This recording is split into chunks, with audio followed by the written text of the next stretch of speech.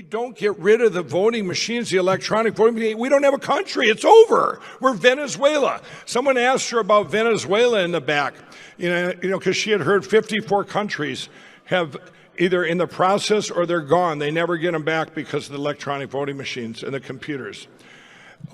Once you have that, you're never going to get rid of them because they're never going to vote them out. You might have switches at the top, this uniparty, whatever it is, switches, but it's still the same evil running the country then.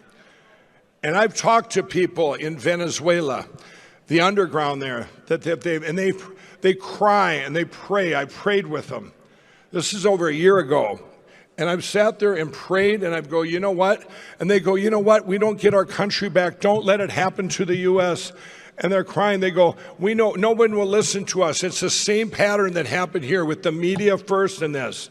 You can go to Australia, the same thing there. Do you guys know during this China virus over there? I have friends of mine over there.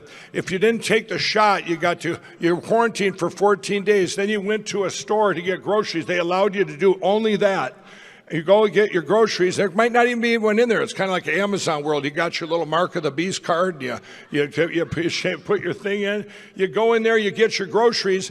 You no more and get home, and a notice comes up. You have been in an area that was contaminated. You must now quarantine for another 14 days.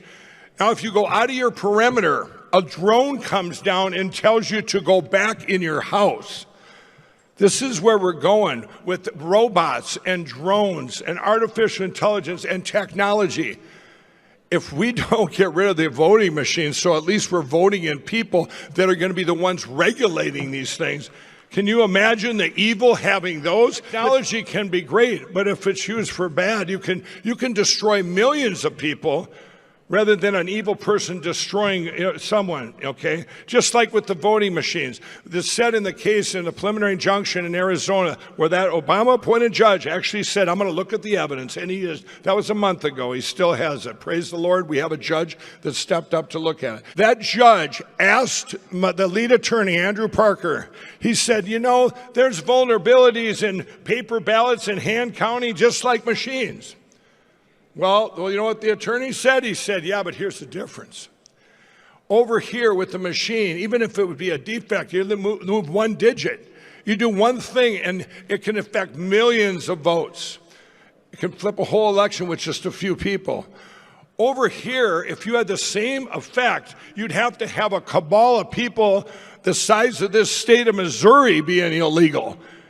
Bigger than that, the whole country. I mean, it would be crazy.